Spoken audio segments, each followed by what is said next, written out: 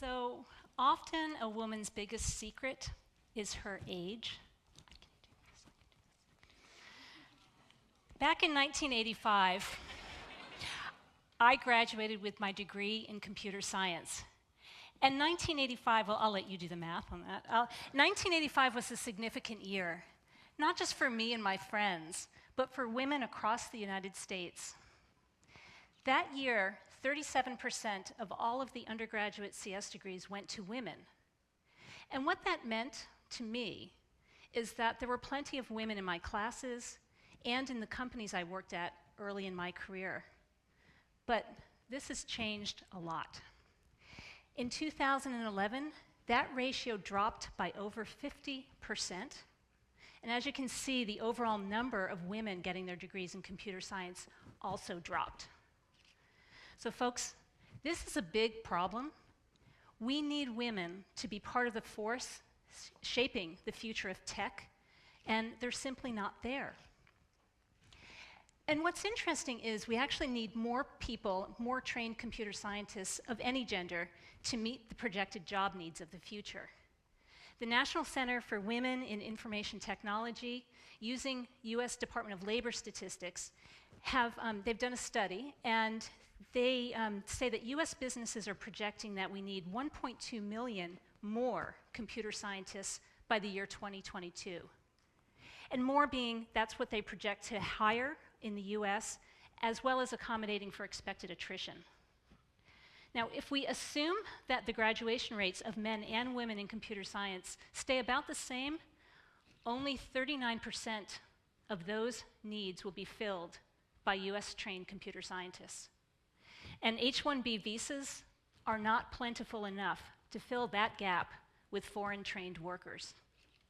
So we clearly need more women, right? We need more people too, but we need more women. So women, diversity is a good thing, right? Sure, yeah. We need the balance that women, as well as people of different age, ethnicity, and so forth, bring to engineering teams so that the engineering teams will look at problems holistically and solve them for all people. And there are cautionary tales of what happens when you don't have women on your engineering teams. My friend Nora Denzel gave the keynote at the Grace Hopper Conference in 2012. And this conference is the largest conference for technical women. It's totally awesome. And in her keynote, she shared these 3 cautionary tales. The first is early voice recognition systems. A team of all men created that first system, and they calibrated it to their voices. Well, guess what happened when they tried to sell it to primarily female secretarial pools, administrative pools? It failed. And then there's the airbag. First airbag technology was developed by an all-male engineering team, and they used the height and weight of the standard adult male in their specifications. Well, the unfortunate and very tragic consequence of that was that women and young children were killed when the early airbag was deployed.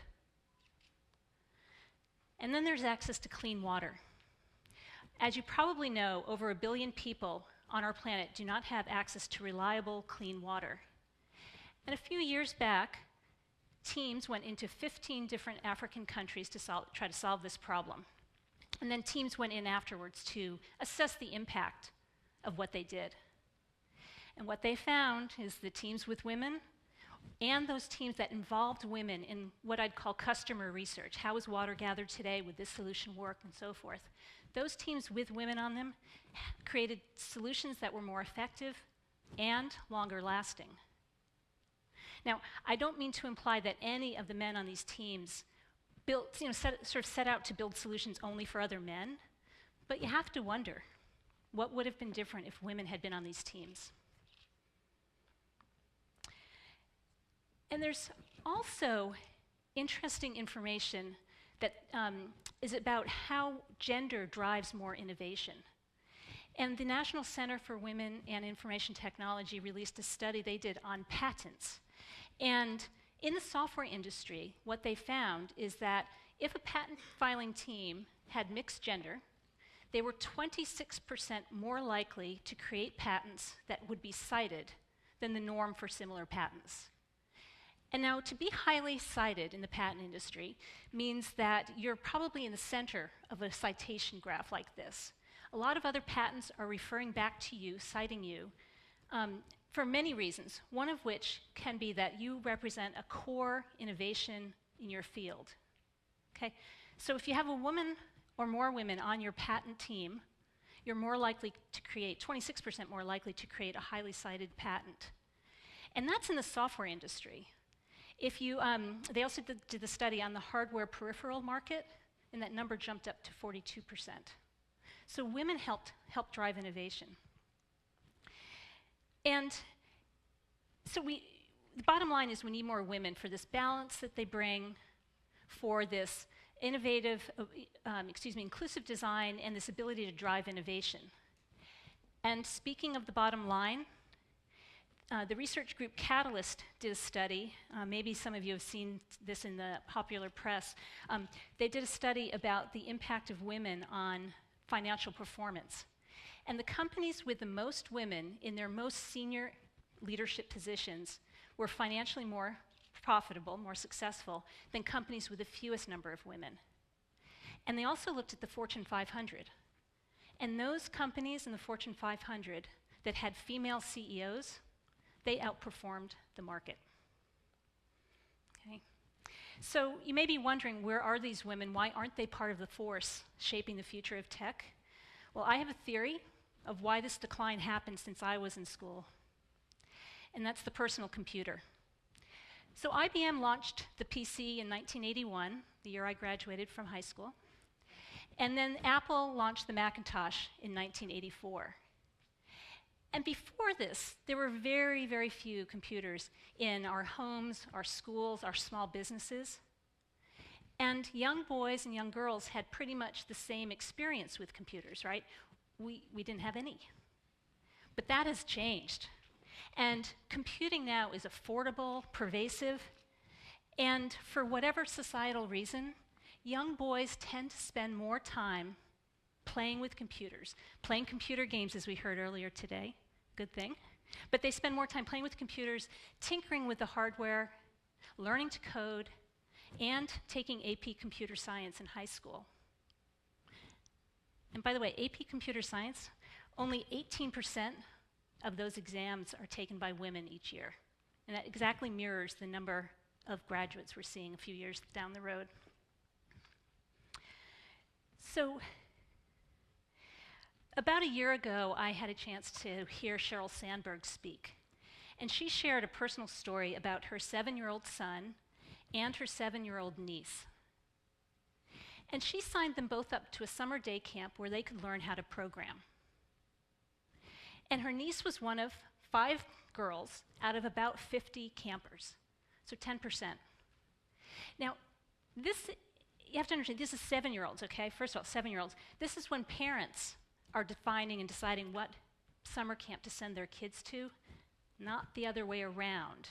So parents in Silicon Valley are deciding to send primarily only their boys to summer day camp to learn to code.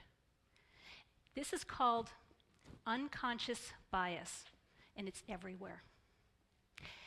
And this unconscious bias that boys are going to like girls, they're going to like girls. Sorry, boys are going to like computers more than young girls will like them, leads to girls not spending as much time playing with computers, not learning to code, and if they decide to take a computer science class in college, frankly, they are intimidated. They're intimidated by their classmates, who primarily are young men who have been hacking since they were in elementary school. And what happens to those women? They opt out. Now for some good news. It's not all doom and gloom. You ready for some good news? Yeah. There are groups here in the US and around the world that are focused on educating, encouraging, and empowering girls of all ages to study and learn how to code, study STEM in school, and pursue tech careers. And there are organizations that focus on very young girls, They're organizations that focus on professional women. They're all meeting a need, and they're all helping to bring more women into this force where we need them to be helping shaping our future in tech. And there's also good news coming from universities. I'm going to tell you just about 3 who are doing a great job at building a more inclusive culture. The first is very well known by the women in tech community, and that's Harvey Mudd. This is a small engineering school in Southern California, and they had a big problem a few years ago. They only had 10% of their undergraduates in CS department were women. And they took specific measures to get it to almost 50%. Here's what they did. To address that intimidation factor I mentioned, they now offer 2 sections of the Intro to Computer Science class. One if you have experience, one if you don't have any, okay? So the intimidation factor can be eliminated. They also give a choice, so any programming assignment in those classes, students can choose from perhaps a robotics problem or a bio problem or a physics problem, just something that's going to resonate with them, and they're not assuming one size fits all. And they also send every female CS undergrad major to this Grace Hopper conference that I mentioned, where they can be surrounded by role models and inspired to finish their studies. And it's working. Another example, a little less well known, is Carnegie Mellon University and the problem they had.